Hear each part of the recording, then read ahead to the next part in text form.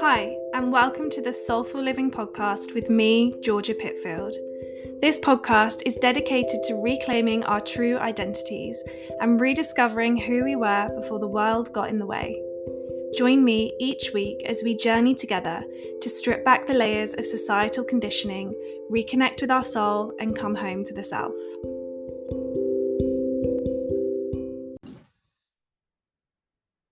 Hi everyone, welcome back to Soulful Living with me, Georgia Pitfield. And today I'm joined by Antoinette from Novostellar, who is a Starseed Soul Coach who uses a blend of energy healing, hypnosis, and shamanic healing practices to connect with the galactic and angelic realms to support healing and growth within her clients. I'm so excited to get stuck into this conversation today. How are you doing, Antoinette? I'm doing fine, thank you. That really sounds amazing the way you introduced me. Oh, yay! Good, love that. Oh, it's so nice to have you.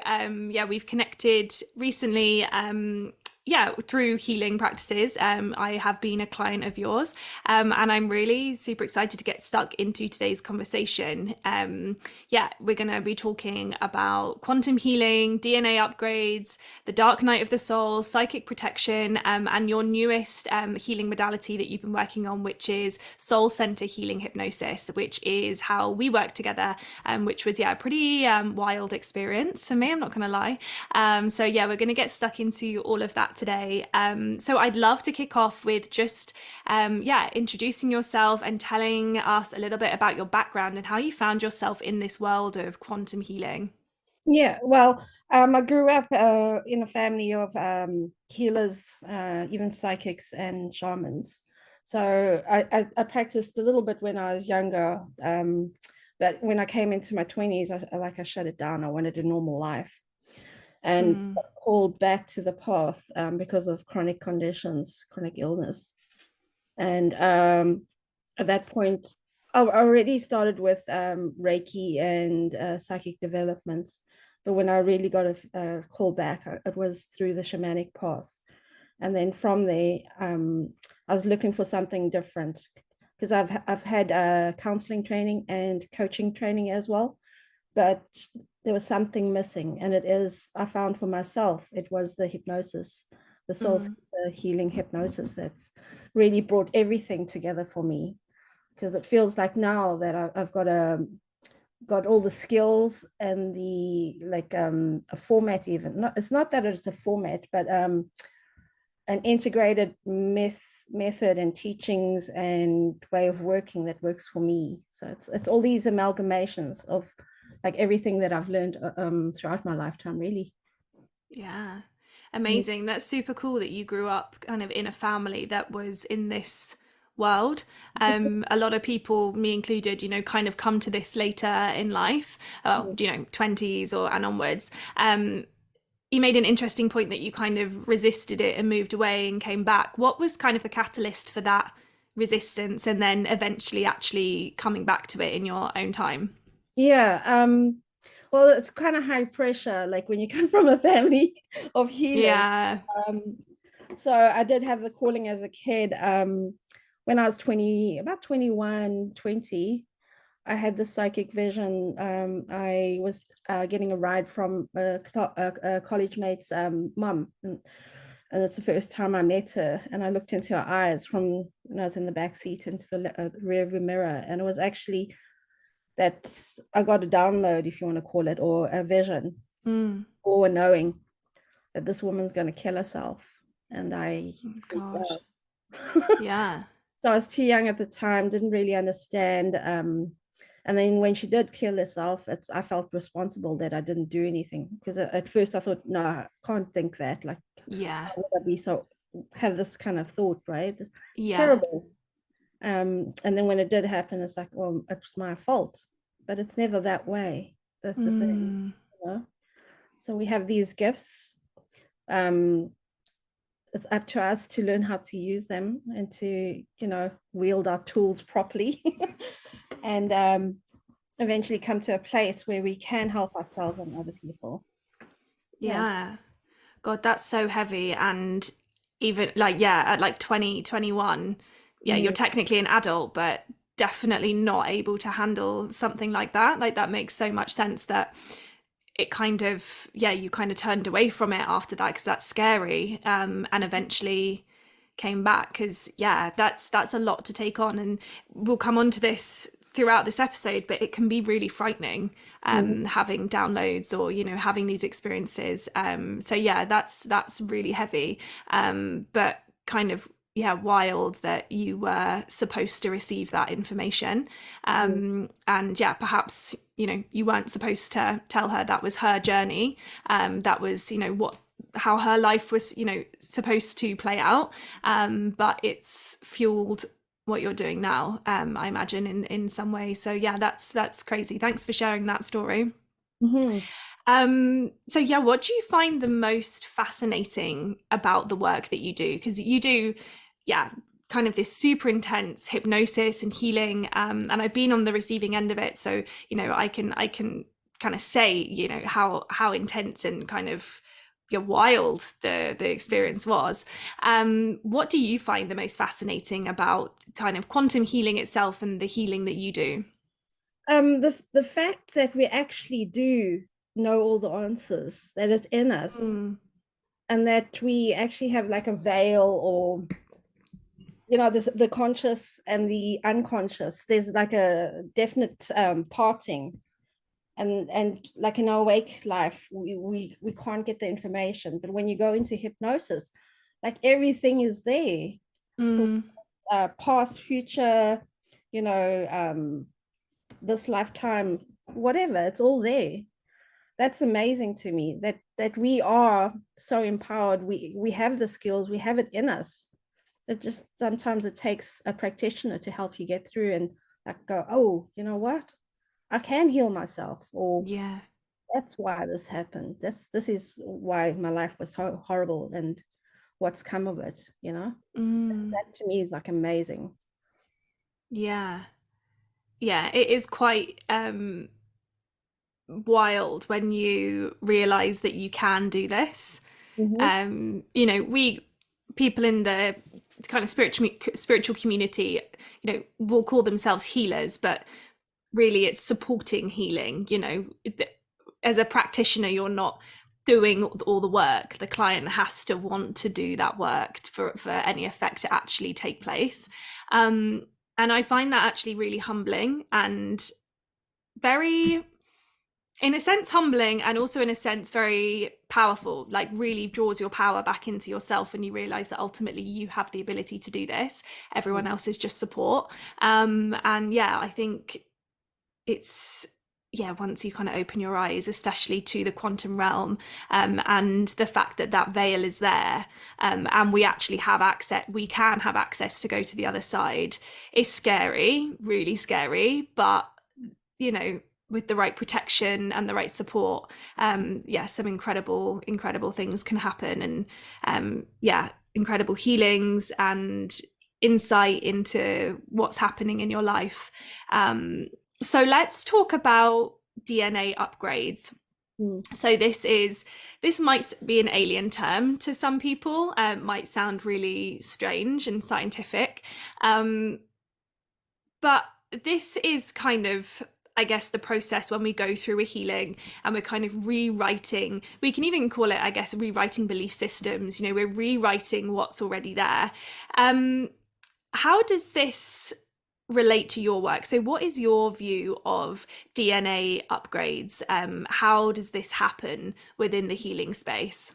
Yeah, so for me, the, I guess I see. So for me, it was a really an awakening to this inner matrix that we have. And to me, like I've worked in the tech sector, in the marketing sector, and I'm very comfortable and familiar with, like, you know, technical terms. So and also with the internet age, you know, like everybody's familiar with what a download is. Like you download something. Yeah. So it's that connecting it to the quantum space, which is, if you want to say, the ether or the all-knowing, and that we have these guides or helpers, and even our higher self is the higher aspect, is a guide for us, in another dimension. So by accessing a higher level and then getting that information, these downloads come. So that it comes in, I see it as light. It can be light, and sometimes I actually see like codes, like in the Matrix, the thing, the Wow. codes coming Yeah. down, or even sacred geometry, symbols, that kind of things. For most of the time, for me, it's visual. Like other people would put feelings or sound, Mm. or sensations or knowing. So it's just it's stepping onto the path, the ascension path or the healing path or your journey, your life journey, and wanting to know, like, who am I really? And then uncovering your abilities along the way. And when you, like in a video game, you get to the next level and you get so many points, and then you get extra skills. It's that kind of thing. So when you reach that level, you get the downloads. It's like Mm. new skills for the next level on the game. So Yeah. yeah, and for me, it's automatic because I've developed a relationship with my guides, with my helpers, and you actually don't need to go to a practitioner or go learn a certain path. Some people call it downloads. Other people say, I went to the forest and I got in, like, I heard the fairies speak to me and they gave me a message. Mm. Just another way of explaining receiving spiritual wisdom and abilities. Yeah. Yeah. Yeah. So you're a seer, you Mhm. see things. I thought you were, but yeah, I could tell by the way you talk about things. But do you see with your eyes open, or do you have to be eyes closed in like a meditative state to be able to have visions and see, yeah, kind of within the 5D? Yeah, so it was very much, actually, it was flip-flopping. Um, as a young person, I could see with my eyes open. Wow. And then I shut it down at some point. And then I had to go back, and that's why I did my psychic development courses. So then at that point, I had to do meditations, eyes closed. But now I could just have a conversation and see, like, not in physical things, but see things in my mind's eye, and my Mm. eyes are still open, so I can still or it could be coming through some kind of knowing or hearing, like I hear something, or it's Yeah. scary for me. Yeah. Do you ever get frightened by the information that you receive? Yeah, for sure. Like when I had that episode when I was 20, Mm. and coming back into it, because I stepped away from the path for so many years, right? So I had to learn again the meaning of something. So symbology or dreams, Yeah. messages and dreams, in nature, just understanding, like you can also look up spirit guides or animal totems, spirit animals, right? So Mm. I had to really understand that. And sometimes it's the thinking in the 3D, you see a catastrophe and then you think there's danger. But in the spiritual context, it could be, the phoenix rising of something coming back to life, Mm. birth. So yes, it was scary along the way, but I'm at the point now is it's like, okay, what next? Yeah. Yeah. Yeah. And how long was the break when you stepped away from kind of all connection with your psychic abilities and then came Um, back into it? it's happened slowly. So it was 10 years, and then that 5-year gap where I was back and forth. Like, I don't Yeah. want to see, oh, I go, oh, Yeah. that kind of thing. Yeah. So it was really 15 years. Yeah. I mean, that's a long time and it can definitely be frightening. Um, just from my own personal experience, you think you're ready for things, and you're like, yeah, I'm ready to receive this and heal this, and then you do it and it's like, oh my god, shut that door, like I wish I didn't do this. Like it can, I definitely have been like afraid. So yeah, I can only imagine from witnessing something so big so young, that definitely had a knock-on effect. So this relates on well to, I really wanted to talk about the dark night of the soul, and this definitely goes hand in hand with any healing upgrade, you know, any kind of spiritual wisdom, any DNA upgrades, because it's almost like this existential crisis, like the rug is swept from underneath your feet, especially in the earlier stages. Just for speaking on my personal journey, it was definitely, you know, at first it was like major excitement, like, oh my god, the world as I know it, like this isn't even what it's supposed to be, there's a whole big wide world out there that I have access to, and it was like super super exciting. And then as I went deeper, I went through the initial like honeymoon period, and then it started like shit got real. And like I feel like I've been in the dark night of the soul for a long time. Like I come out and then back down and then out and then down. I'm seeing a lot of memes recently on Instagram of people, these like little kids going wild, like going through the dark night of the soul, spinning around, and that's like literally what it feels like. So I really wanted to just chat to you about this and gain your insight and wisdom on really what the dark night of the soul is, and how can we best navigate this period of our lives. Yeah, so the dark night is really that turning inwards and almost turning away from the world and seeking within. And that lonely period is that it can be two things. It can be the losing your old identity, so losing the job, losing the friend, losing the marriage, whatever, right? But it also can be losing connection with your guides. That's another deep phase of the dark night. And that period is so that you can know the difference, you know, between your own energy and what is the guide. So you're starting to learn to discern what's the difference between yourself and some other guide or some other entity. And that is really necessary, like to get to the next level of, if you want to call it 5D, we have to practice discernment. We're not going to, from my own sessions in hypnosis, my own understanding, it's I want to call it a crucible, but it's like rite of passage and a gateway that we have to attain before we go to the next level.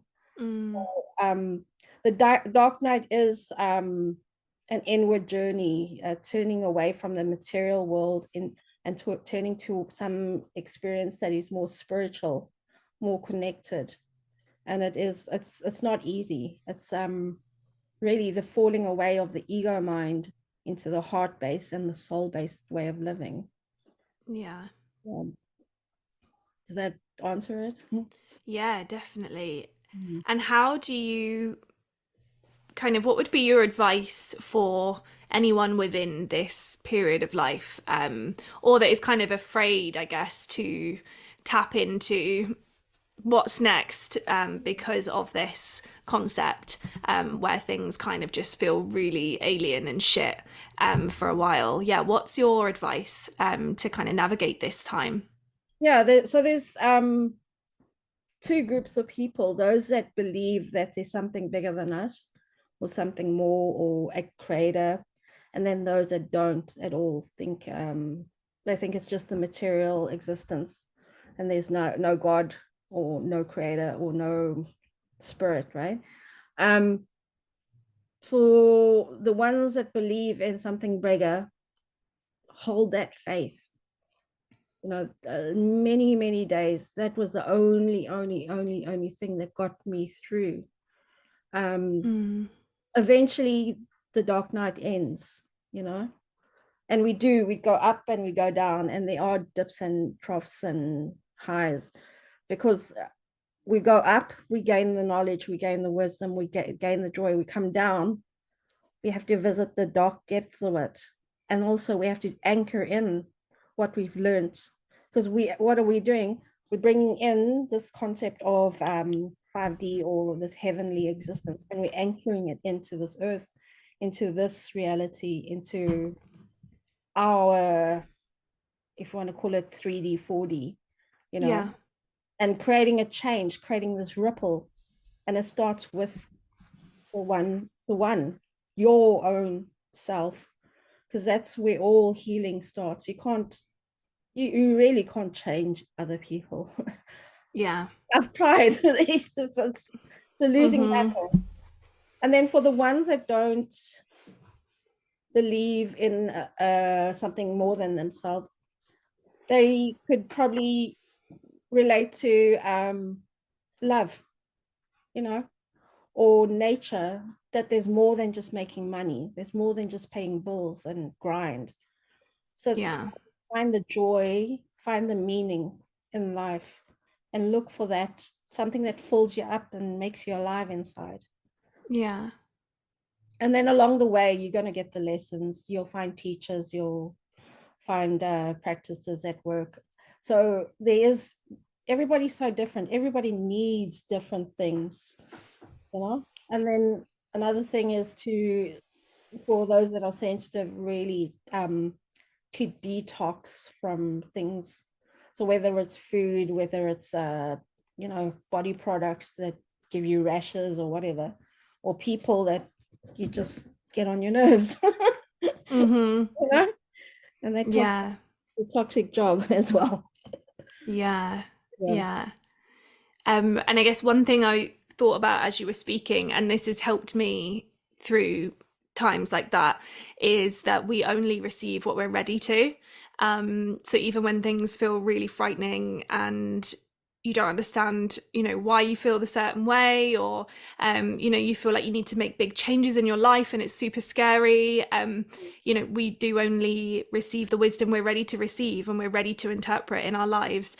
So I find that quite comforting, knowing that, this is part of my path. I'm Mhm. meant to have this particular awakening at this time, and I'm ready to receive it and I'm ready to integrate it. And I guess, yeah, you made that point of, needing to anchor down. We can't be on a high the whole time, just like flying high. Like eventually we're going to come down. Yeah. We are in this 3D world. Yeah. We need to be down on earth at some point. And sometimes that feels like a big thud. And, we need to integrate, I guess. Yeah.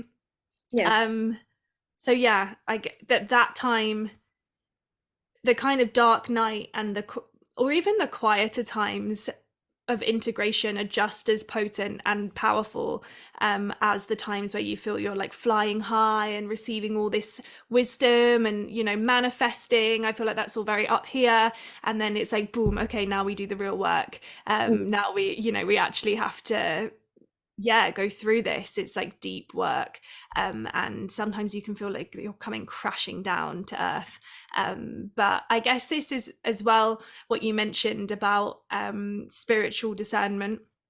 So we have to come back down to know what's right for us, integrate the wisdom we received and discern, is this right for me in my path right now? Are these people right for me to help me, assist me on this journey? My daily practices, my work, what is everything looking like? And we have to kind of get our ducks in a row. Mhm. And we have to use discernment to know, what's right and what isn't. How have you found the concept of intuitive and spiritual discernment? I spoke about this on a podcast episode recently, so this is like a big topic that's on my mind at the moment. I'd love to get your insight on that as a concept and how you've navigated that. Yeah. So I come from I guess a religious upbringing. And the teachings at that time when I was growing up was a lot about discernment. So it seems to be an ongoing Yeah. theme for like decades kind of thing. So it's not going away quickly. Um, Really, you can't discern until you know yourself. So you really Mm. have to know what you stand for, know what your beliefs and morals are. Your beliefs can change, but what do you value? So if you are valuing love or connection or you valuing beauty, or even things like I value my job. You need to know where you stand. Yeah. So then from that place, then you can say, okay, this person that's coming into my life now, and they're saying this to me, it's sort of sounds okay, but something's off. Mm. And then you have to look, okay, their message, what they're speaking, and like what I'm about, like my values, does it align with love or whatever your value is, right? If And then like if you know your values, then it's so much more easier. Like, oh, he's speaking a place from judgment. He's got a wounding, probably in like something to do with teachers or a parent, right? So it sounds a bit Yeah. smooth a message. So even when these teachers come that don't, it feels off, there's still a teaching there, no matter like if they are for you or not for you. Both ways you learn. It's just Yeah. which path do you want to go, right? Yeah. Yeah, definitely. And I guess part of that is, when you've kind of at early, well, I think maybe at any time on your spiritual journey, but definitely for me in like the really early phases, every new healing modality I saw, or, new teacher or healer I came across on Instagram who had a new course, I was like, dived headfirst into all of it, Mm. and like took on way too much information that just wasn't relevant to my life, just because I felt I needed to soak up everything to get as much wisdom as possible. And then it gets to a point where actually you can step away from almost all of it and turn inwards, but it does take time to get there, and discernment is a huge part of that journey, kind of moving beyond excitement and also this kind of maybe egotistical desire for knowledge to be better than who you were before, or better than any peers or anyone, and actually take a step back. And I guess it comes back again to the fact that we have all the answers within, and discern what's aligned then to help us move forward and support our growth, and what actually we can do without, or what maybe is going to be right for us in 10 or 20 years but can take a seat on the back burner for now. Yeah. Um, the thing about with the excitement phase and like gathering all that knowledge, it's like even when you're a kid, right? When you're starting out, you just want to rush and you go to school and like do your favorite subjects and learn. That's the same thing when it comes to the spiritual path. It's that Mm. of like gathering knowledge. But like you said, it has to come to a place where, okay, now is enough, right? Like, I really don't like, I don't know, geography or, you know, connecting with trees, whatever it is, right?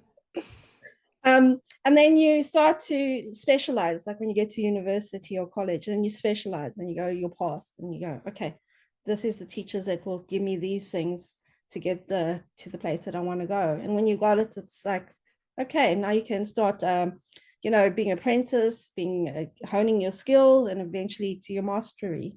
So it's Mm-hmm. no judgment. There is no judgment. Yeah, it's all part of the journey. Mm-hmm.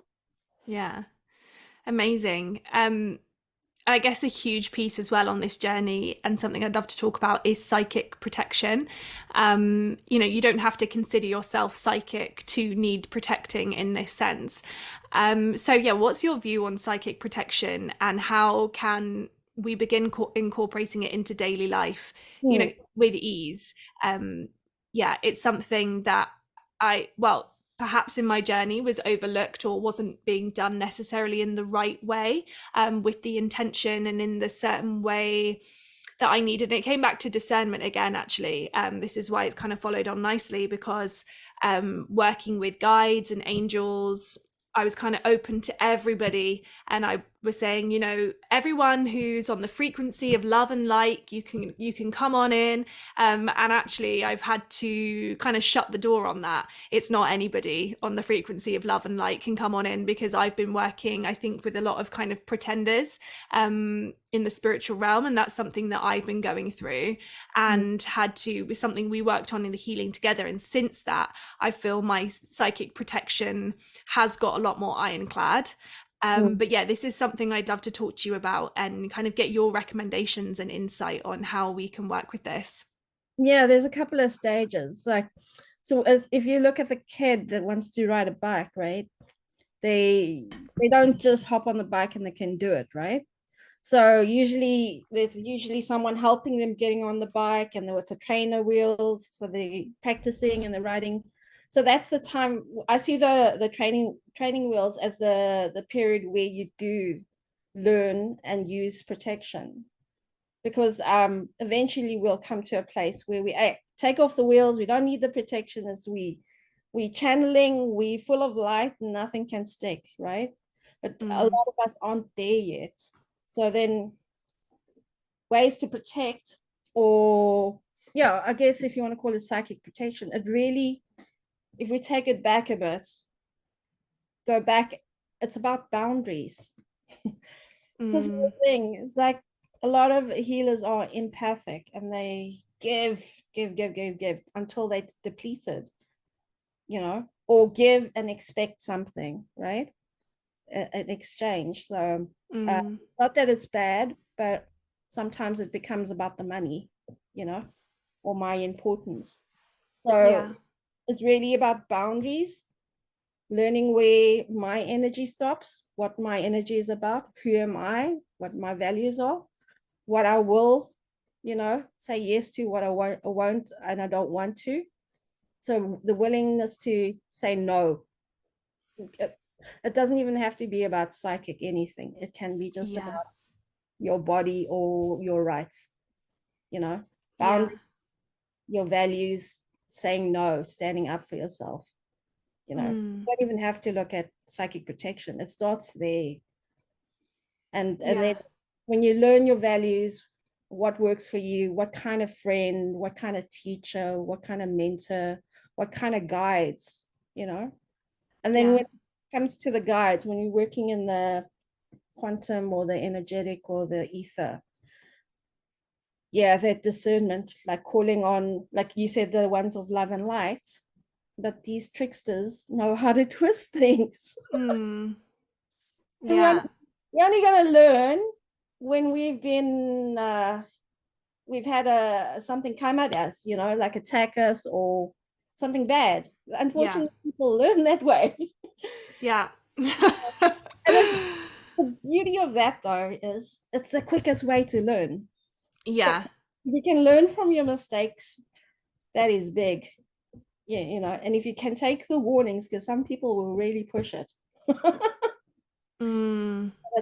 At some point you have to decide, okay, where is the line,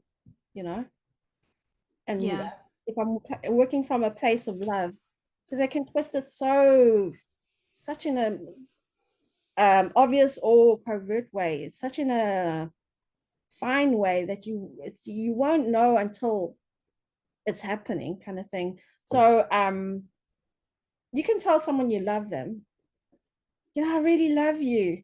What does it actually mean? It's like, I idolize you.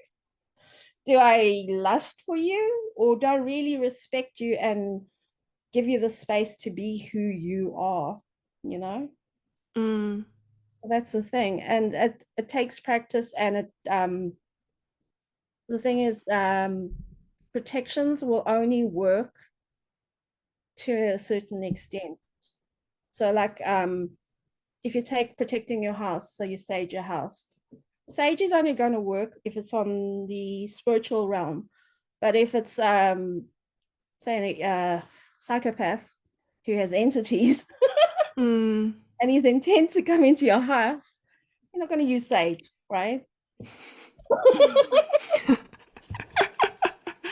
We have to up our game. So we have to learn our sovereign rights. We have to do the physical protection, like if it is having walls or whatever. Unfortunately, we don't live in a world where everybody's love and light. So this is the thing. At the moment, we still have to, have these protections. And one thing, okay, sage works for clearing space, but it won't work for, psychic attacks where you actually see the entities coming at you, because some of them move between or move in a space that you didn't sage, or you didn't say it the right way. They'll find any way to come in. So you have to be quick-witted and and learn and discern. Yeah. So yeah, when it comes to entity clearing or space clearing, that's another level. That's a whole nother level. Like you Mm. um like energy healing, depending on what modality, some of them you can do in half a day. That's amazing. You can get these certificates in half a day. Others take a Mm. couple of years. It's it's all over the place, right? But when you're dealing with land and house, especially because it's multiple people living in the house usually, and you're also dealing with the elemental kingdom or the nature or animals. Yeah. This is multiple things. So that's a whole different topic. Yeah. Yeah. Yeah. It's big. And what I was thinking about, as you've mentioned, when you're surrounding yourself with other people, you can protect yourself all you like, but they're still bringing in their stuff. Yes. And that's a whole other aspect to think about, but I guess having those physical boundaries, saying no to what we want to say no to, really knowing our values, knowing what's right and wrong for us, and having that discernment will help to know, who is okay within our space and who we need to have a barrier up against. And every interaction we have with people, we're swapping energy. Mm-hmm. Especially I always think about this in terms of if having sex, like that is you're literally bringing two people's energies together, Mm-hmm. and that is a massive time where you need discernment, and checking in with yourself if that is okay or not. Just because it was okay before doesn't mean that it's okay now, because you're allowing somebody else's energy completely into your field. And in that space, your channel is open. It's Mm-hmm. like it's like major up there, up in the crown, like, so think about what could possibly come in and out during that time. So that was something that I just thought about. I've thought about it a lot, but as you were talking there, it just felt like something to mention, because yeah, that's huge Yeah. as well. Yeah, like if you think about it, if you're not going to let a psychopath in your house, why would you go to bed with somebody that you don't know, kind of thing? You know, Mm, same kind of thing. yeah. Um, yeah, it's good to be a little bit discerning and vigilant about who you partner up with, but also again, it's not the extreme. Like most people, I say, majority of the people aren't psychopaths. Mm, They're just not that way. But like we do carry these energies, and we've had multiple partners, right? So, yeah. and then wounding, wounding on like the inner child wounding, that kind of thing. So it really is, who am I going to invite into my life? Like, or who am I going to spend time with or go out with, Mm, What are they actually bringing to this relationship, you know? But before that is, who am I? What do I want? What do yeah. I want to create and contribute to this relationship or to work or wherever, you know? And then when you sort of know who you are, then you can say, okay, this is my energy. This is somebody else's, and this energy sort of feels weird or icky or whatever. Then you can differentiate, like, okay, what is good and what is not, what works. Yeah. And it changes, right? Over time, it will change. So it's not the end of the. Mm, And even if you've slept with many people and you've been with psychopaths, it's not the end of the world. Like, I've had abusive relationships, and like I've come through it. yeah. Yeah. There's always that power, isn't it? You can take your power back, Oh, but no matter what stage it is. And I think that's so important to remember, that, ultimately you can remove anything that you don't want within your field. You can get rid of it, which is, yeah, super important to remember. That, yeah, if anyone's listening and they're like, oh my god, yeah, bad idea, I'm thinking of all these different people now, that even people you're yes. friends with, do you know what I mean, anyone you have within your space, you actually have the ability to remove that and move on, and it's all part of the story. Mm-hmm. Anybody that you've come into contact with, anybody that you notice has a bad energy, you were supposed to notice that. You were supposed to be in contact with them to help you along your journey. And I always find that very empowering, you know, to, yeah, I call it back to me. Like, I called this in for a reason. I might not know the reason yet, but I know that like my higher self called this in for me on my journey, and I'm going to move through it, and I'm going to call all my power back to me. I think that's, yeah, a super important one to remember. I did want to mention, living this life doesn't mean you can't have fun, because sometimes the spiritual person takes, and I'm guilty of this, takes things way too serious, right? It's like, you can go party, you can have a glass of wine, you can go see your friends, you can actually have a coffee with this person that's not so great. It's not impossible, but like, to then like take the time, if you need to ground yourself or whatever, take that time to take care of yourself. And if you need help, go find the help. Definitely. And that is also definitely part of the journey. I definitely have lost myself, found myself again, lost myself again. Do you know what I mean? It's kind of this rewriting new identities. And, you know, I'm really glad you mentioned that, because it can seem sometimes, especially if you're somebody like me who throws himself into something, you know, starting out on this path, I massively felt, you know, I had to change everything. And then as you move along it, you realize there's actually, you know, getting rid of your entire personality and things you enjoyed is not part of it. You can be that person still, and you're just finding balance with these kind of new interests and new way of being. Like, it's so possible. So yeah, I'm really glad you mentioned that, because it can definitely feel like you have to get rid of yourself, and you just don't at all. I'm really not about this idea of flogging oneself to be holier than thou. No. Yeah. No, I agree. And actually, that's refreshing for me to hear, because I have done that on my journey a few times, and now very much catching myself out and finding this really beautiful balance of, you know, my personality and what I love and enjoy, and, you know, my spiritual path as well. So yeah, I think people definitely need to hear that. I'm really glad that you mentioned that.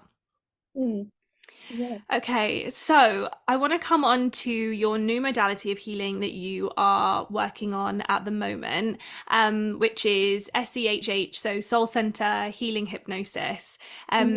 Yeah, big terms. Can you explain what this is? This is obviously the session that we had together a few weeks ago. And it was like crazy. I think it was like 3 hours long or something, 3.5 hours, and it was super intense. But I know I'm saying crazy. I just actually want to say it was very transformative for me. Everything that I'm talking about today, if we hadn't have done that healing, I wouldn't be in a position to speak to. Yeah, I've gone through a pretty rough few weeks, and this coincided with some other things in my personal life and general burnout. So I think actually it came at the right time, because it's like, right, okay, she's already going through this. Here we go, drop this on her as well. She's going to go through a major healing upgrade. I can handle it, it's fine.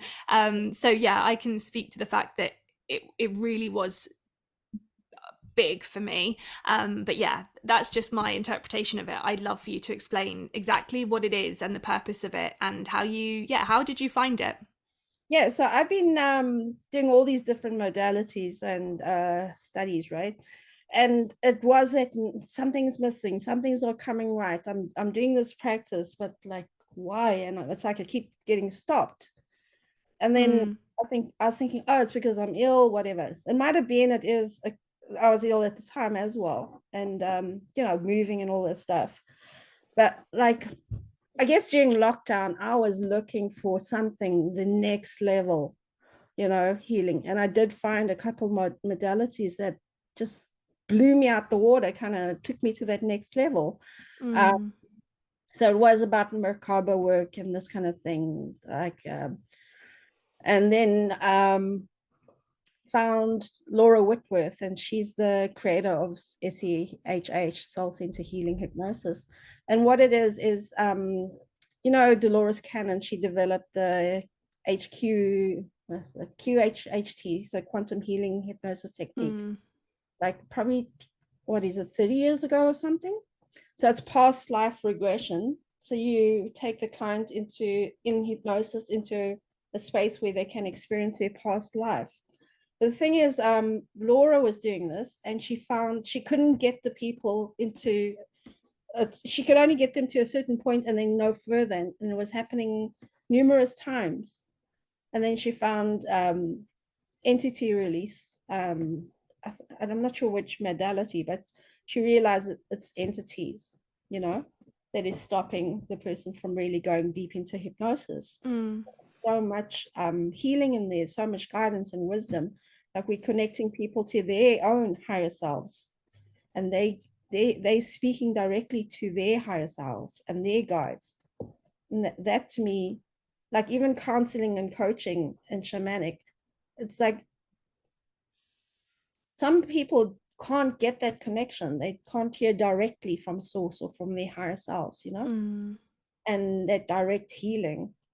And that's what I was looking for. How do you get a client to connect to them, their higher selves, their guides, you know, and like hear and find the solutions and the gifts and the healing for themselves, do it themselves. So ultimately, like, this is what I'm doing. It's like I'm connecting people to their higher selves and taking out if it's negative energy or entities that are blocking, removing that so that they can go to that place of experiencing the past life or the quantum life, getting the reasons why things are happening in their lives and what gifts and what other lessons, you know, were they took on board, what they've cleared, all this kind of stuff. And then, like, if the person has questions, typical questions is like, who am I? What kind of, am I a star seed? What's my purpose? That's typical. But then you can go all the way out there and ask questions about, I don't know, aliens and all these weird things, right?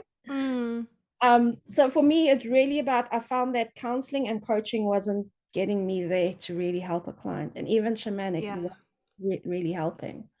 And I'm finding through the SCHH model, it's a thing for me right now. It might change in the future. So Yeah. yeah. Amazing. Where do you see yourself then in the future with kind of this new healing modality? And yeah, what's you've done so much already. Like, yeah, you're very wise the way you talk about all of this. What do you see happening next? Oh God, I want to go on an island and go sunbathe and do art or something. Oh, I But love that. but what, you know, work sense. So I want to offer clients really the hypnosis, you know, the SCHH, or using it, connecting. So those are the long sessions, probably like 3.5 hours, and then do shorter ones, probably an hour or so, or just hypnosis. Eventually, I'll do like inner child healing. I'll go back to that, chair therapy, those kind of modalities, and then even if it is, I'm just toying with it, and I'm thinking for people that can't be hypnotized for whatever reason or don't want to, so then just tuning in, you know, and helping them get answers. Like, not everyone wants to be hypnotized. And then I guess at some point I'll be teaching. So who knows? Amazing. Yeah. Sounds good. Yeah. Oh, well, thank you so much. That has been like the quickest. I feel like we've literally been talking for 10 minutes, and I'm pretty sure it's been over an hour. So thank you so much. Yeah, I've loved chatting to you about all of this.